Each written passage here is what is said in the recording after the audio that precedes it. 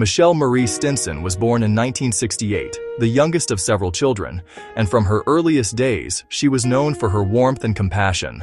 She grew up in South Carolina before eventually settling in Charlotte, North Carolina, where she was raising two young sons, who were the light of her life. Michelle's family and friends often spoke of her as gentle and nurturing, a young mother devoted to giving her children the kind of love and stability every parent dreams of providing. She was soft-spoken but strong, a woman who carried herself with quiet confidence even when life demanded more than she had to give. By the early 1990s, Please help us make 1,000 subscribers by the year end. Make sure to subscribe, give the video a thumbs up, and leave comments down below so I can find out what content you'd like to see, and I will reply to everyone. Don't forget to hit the bell to be notified as soon as the next video drops. Charlotte was becoming a city of dualities. Towering new buildings downtown and hardworking families in modest neighborhoods trying to keep pace with the cost of progress. For Michelle, that meant balancing motherhood with work, carving out a life that was steady and full of purpose. She was known to her friends as someone who was always smiling, always willing to lend a helping hand, and fiercely protective of her children. On September 15, 1993, Michelle's day began like any other. She was home with her sons in their apartment, tending to the small details of everyday life, chores, meals, the comforting rhythm of caring for her boys. But as the day wore on, her neighbors noticed something strange. The sounds of laughter, the ordinary noise of children playing, had fallen silent. Concern began to stir when friends couldn't reach her. Calls went unanswered. Hours passed. That afternoon, a family friend stopped by to check on her. The apartment door was slightly ajar, and the air inside was heavy with stillness. As the friend stepped in, the quiet told its own story. Michelle was found lying inside her home, her life taken in a moment of brutality that no one could comprehend. Her two little boys were in the apartment, unharmed but traumatized, their innocent eyes witnesses to a horror they could not understand. When police arrived, they moved carefully through the small apartment, their flashlights cutting through the shadows as they documented every heartbreaking detail. The scene was devastating, evidence of a struggle, signs of violence, and the terrible confirmation that another young woman's life had been stolen. Detectives worked in silence, their expressions grave, knowing they were standing in the aftermath of something deeply cruel. The discovery of Michelle's body shook the community to its core. Neighbors gathered outside, whispering in disbelief. A young mother, gone, her children left behind, her family shattered. It was a crime that pierced straight to the heart of the city, a reminder that danger can hide even behind familiar walls. Michelle Stinson's story is one that lingers. She was more than the tragedy of her final moments. She was a mother, a daughter, a friend, a woman who worked hard and loved deeply. Her life embodied resilience, her devotion to her sons unwavering until the end. To remember her is to honor that love, that strength, and that spirit that once filled her home with laughter and light. For viewers hearing her story today, Michelle stands as a reminder that even the most ordinary lives hold extraordinary courage.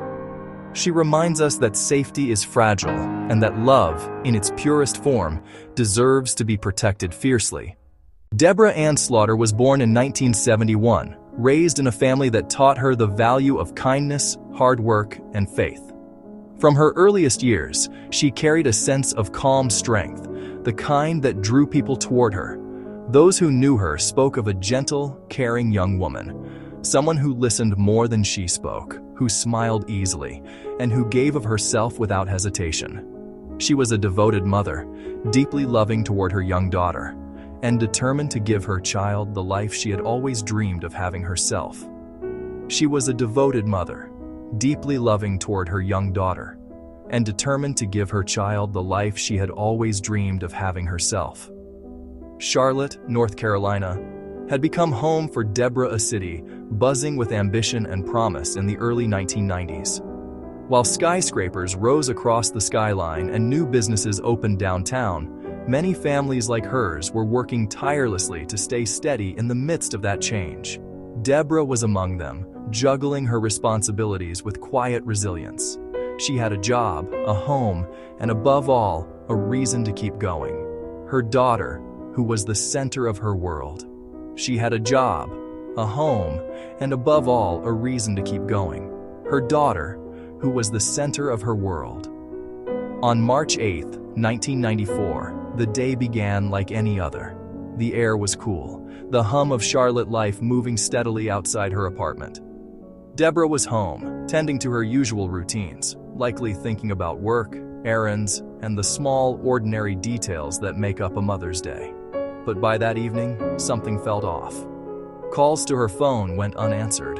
Her friends who knew her dependable nature grew uneasy. Hours passed, then a day, until the worry became too much to ignore.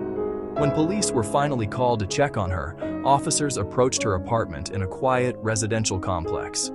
The door was locked, the hallway silent. Neighbors stood outside, uneasy, hoping for reassurance, but bracing for something worse. When the officers entered, the scene inside stopped them cold.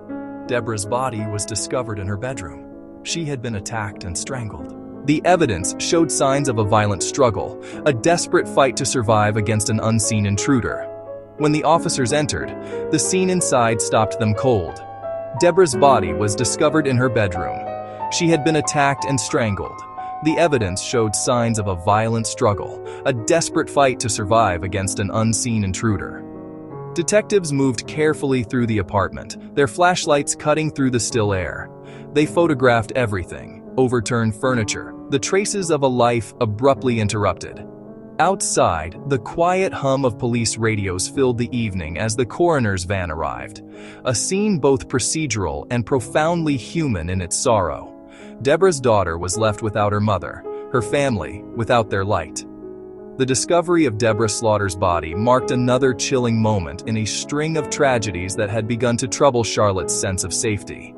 Each new case seemed to echo the last, and yet no one could see the full pattern emerging. To her loved ones, Deborah was not part of a mystery or a case file.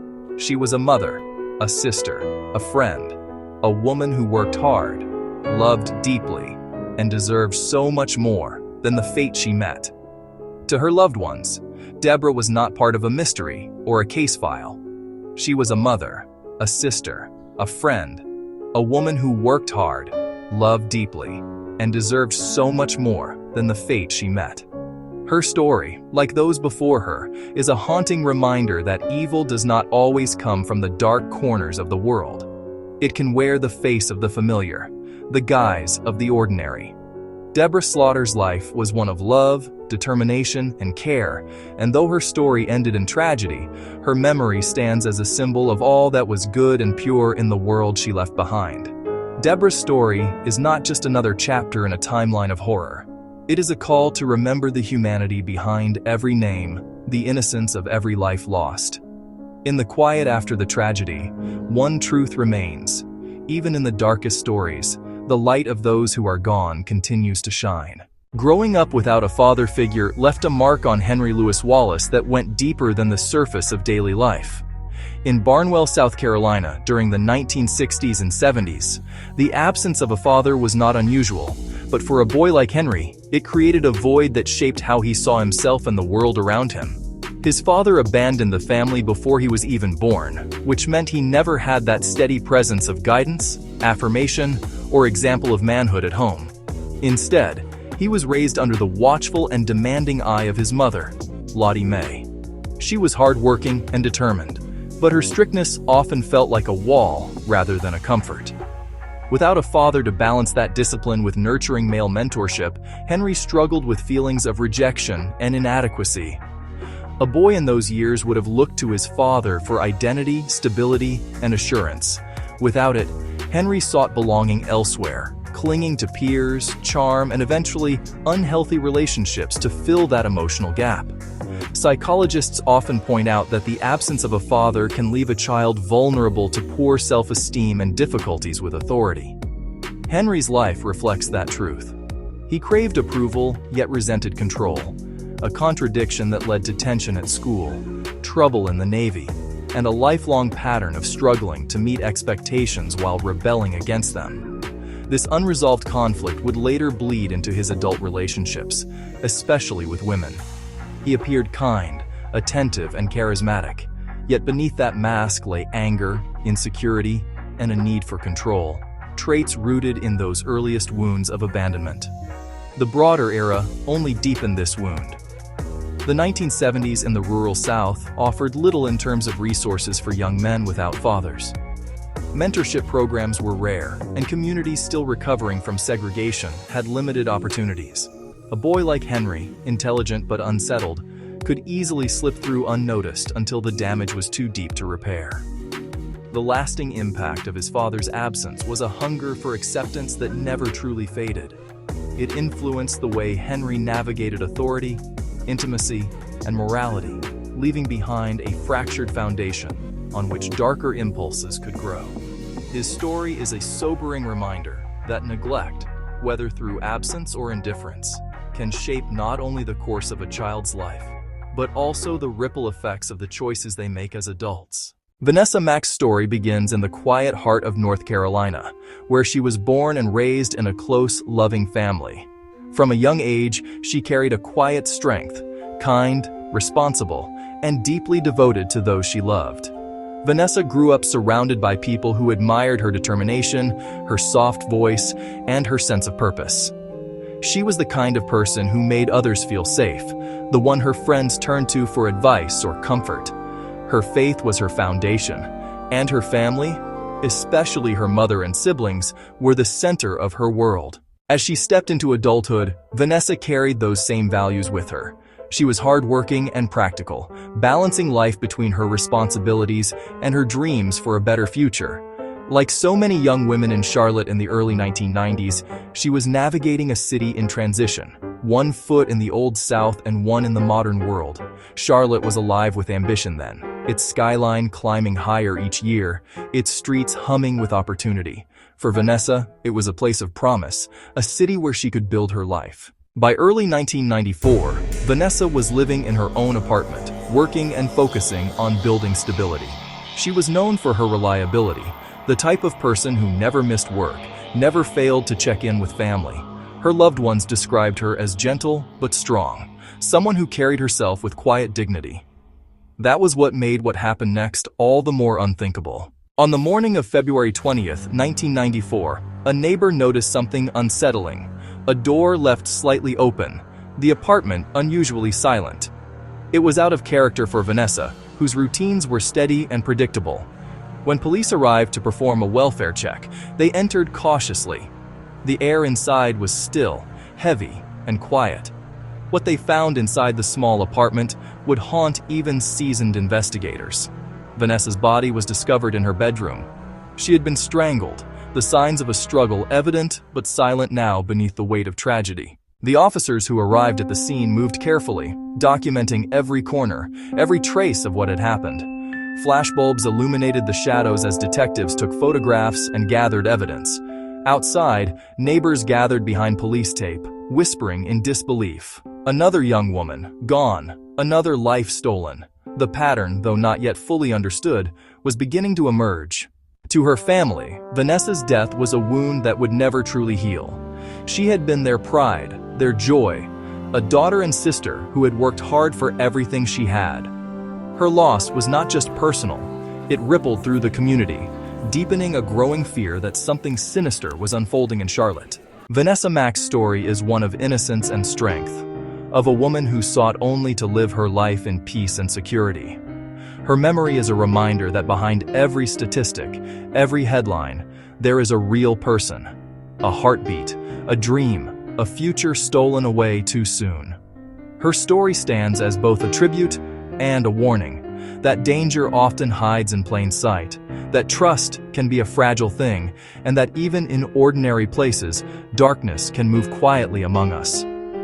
Vanessa's life deserves to be remembered for the light she carried, not the shadow that took her. Betty Jean Baucom was born in 1966 and grew up in North Carolina, surrounded by the values of family, faith, and hard work. From the time she was a little girl, Betty carried herself with kindness and quiet determination. She was the sort of person who found joy in the simple things. spending time with loved ones, helping friends, and creating a warm, welcoming life for herself and those she cared about. Her smile was the kind that put people at ease, and she had an unshakable belief in treating everyone with compassion and respect. By the early 1990s, Betty was working as a manager at a Bojangles' restaurant in Charlotte. She was responsible, dedicated, and well-liked by her co-workers. Those who knew her said she had a nurturing personality, part leader, part friend, the type of person who made her workplace feel like a second home. Outside of work, Betty was building her future piece by piece, balancing her job, her relationships, and her goals with steady focus. Charlotte, in 1994, was a city pulsing with ambition. The skyline gleamed with the promise of growth, but beneath that modern surface, life was still marked by everyday struggle. For many like Betty, that meant long hours, hard work, and an enduring belief that consistency and kindness could hold life together. She embodied that spirit completely, a woman with dreams of stability, peace, and a life built on honesty and effort. But on March 9, 1994, just one day after the discovery of another young woman's body had shaken the city, tragedy struck again. Betty failed to show up for her shift at Bojangles, something her employees and friends knew immediately was out of character. She was reliable to the minute, the kind of person who called ahead if she was even a few minutes late. When hours passed without word, her co-workers grew anxious and contacted the police for a welfare check. Officers arrived at her apartment that evening. The door was locked, the lights dim. Inside, silence hung thick in the air. When they entered, the room told a story of sudden violence. Betty was found lying in her bedroom. She had been strangled, the signs of a struggle etched into the quiet stillness of the home she had worked so hard to build. For the detectives, it was a heartbreaking scene. They had stood in rooms like this before, documenting loss, piecing together the final moments of lives cut short. But each case took something from them. This one was no different. They photographed, they dusted for prints, they took notes with heavy hearts. Outside, the soft hum of police radios filled the night as curious neighbors gathered, whispering, their faces lit by the alternating red and blue lights. When word spread, disbelief swept through those who had known her. Betty was loved by so many, a steady, dependable soul, gone in an instant. To her friends and co-workers, her death didn't just represent tragedy, it was a rupture in the sense of safety that once blanketed their world. In hindsight, Betty's story became part of a much larger and more chilling pattern, though in that moment, no one yet realized the connection. Another young woman, gone. Another life, full of potential, extinguished before its time. Betty Jean Baucom's life deserves to be remembered not for the cruelty that ended it, but for the light she carried. She was a woman who worked hard, who cared deeply, who brought stability and warmth into the lives of others. Her memory stands as a quiet testament to resilience, to kindness, and to the fragility of the everyday safety so many take for granted. Brandy June Henderson was born in 1974, a bright light from the very beginning. Vibrant, affectionate, and full of promise. She grew up in Charlotte, North Carolina, surrounded by family and love, the kind of young woman everyone described as sweet-natured and full of life. Her smile was effortless, her laughter genuine, and even as a teenager, she carried a quiet maturity beyond her years. Brandy was the kind of person who brought warmth wherever she went, someone who looked for the good in others and always found a reason to hope.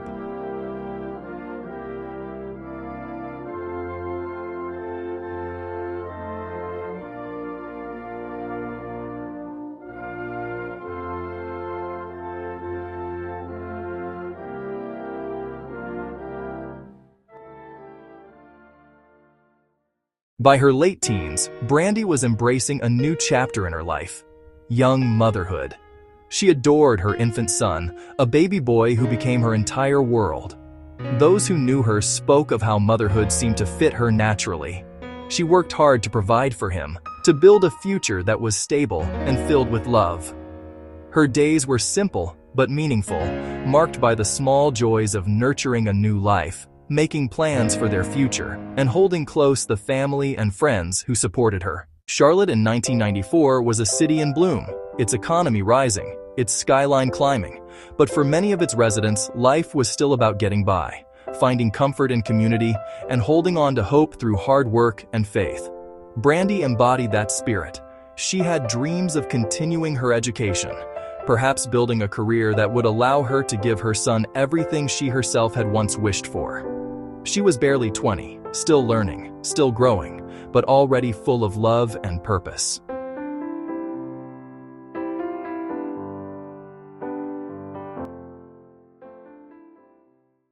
On March 8, 1994, the world she had built around her child fell silent. That day, the air in her apartment complex was calm, the hum of life outside steady and unremarkable. But as evening came, a stillness settled that was not like the usual quiet of nighttime. Friends and family grew worried when Brandy didn't return calls. She was too devoted, too consistent for such silence. Her boyfriend, unable to shake his unease, went to her apartment to check on her. What he found would change everything. The door was unlocked, the inside eerily still.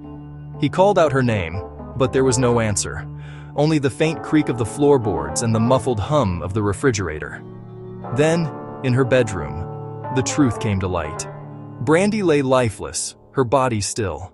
Her infant son was there beside her, miraculously alive but crying, a haunting echo in the aftermath of violence. When police arrived, the apartment became a scene of sorrow and disbelief. Officers moved quietly, documenting the evidence with heavy hearts. The child was carried out safely, wrapped in a blanket, while investigators pieced together what had happened. The air inside that small apartment, once filled with laughter and lullabies, was now thick with the weight of loss. Another young woman, another mother, gone. Brandy's death shook the city of Charlotte in a way few tragedies could. She represented everything good and pure, a young woman trying to do right, to raise her child, to live a peaceful life. Her murder was more than a crime. It was a wound to the heart of a community that could not comprehend how such darkness could touch someone so full of light. Burness Woods was born and raised in North Carolina, a young man filled with the hopes and uncertainties that come with youth. Those who knew Burness described him as warm-hearted, polite, and protective, a young father devoted to his partner, Brandy June Henderson, and their baby boy. His world revolved around them. He worked hard, kept close to family, and believed in the simple dream of building a good life, one grounded in love and stability. In Charlotte during the early 1990s, Burness was like so many young men trying to find his footing. The city was changing fast, growing taller, busier, more complex by the day. But for Burness, life's meaning was found not in the city's bright skyline, but in the small apartment he shared with Brandy and their child. It was there, in the laughter of his son and the warmth of Brandy's affection, that he felt a sense of purpose. He was a provider, a father, and a partner, doing his best to create something lasting. March 8, 1994, began as any other day might have. Burness was away from the apartment, running errands, working, doing the thousand small things that filled his days. He had no way of knowing that, back home, his life was about to shatter. When he couldn't reach Brandy by phone, a quiet worry began to gnaw at him. She always answered. She was attentive, reliable. Her silence didn't feel right. As the hours stretched, unease turned to dread. Burness drove home, the city passing in a blur. When he reached their apartment complex, the parking lot was still, the evening air heavy with that strange, intangible sense that something was wrong. He climbed the steps, heart pounding, and pushed open the door. What he found inside would become the defining moment of his life. The apartment was quiet, too quiet. The baby's soft cries were the only sound. In the bedroom, he found Brandy lying motionless. She was gone. Their infant son was beside her, alive but frightened, his small cries piercing the silence that had swallowed the room. The scene was both surreal and unbearable. One moment, Burness had a family. The next, he was standing in the ruins of it. When police arrived, they found him outside, broken, barely able to speak. The apartment became a crime scene, the hallway a blur of flashing lights and hushed voices. Detectives moved through the space carefully, aware that they were witnessing not only the aftermath of violence, but the devastation of a man whose world had just collapsed. In the days that followed, Burness's grief was profound. He was a man who had loved deeply and lost everything in an instant. Friends and family rallied around him, but the pain was too raw, too consuming. He had seen what no one should ever have to see. He had held the weight of loss in his own hands. Burness Woods' story is one of love, tragedy, and unbearable human sorrow. His name is often mentioned alongside Brandy's, but it's important to remember that his pain was its own kind of tragedy. He was not just a witness to loss, he was part of it, marked forever by the cruelty that took from him the person he loved most. The story of the Charlotte investigation unfolds like a slow, chilling awakening, one discovery after another, each more haunting than the last. It began in the summer of 1992, when a young woman named Caroline Love disappeared without a trace. She was bright, responsible, and close to her family. When she failed to show up for work, her loved ones reported her missing. But there were no immediate answers. Police searched, interviewed co-workers, canvassed her apartment complex. But Caroline was gone, swallowed by silence. For more than 2 years, her name remained on missing posters, her case an unresolved ache in her family's hearts.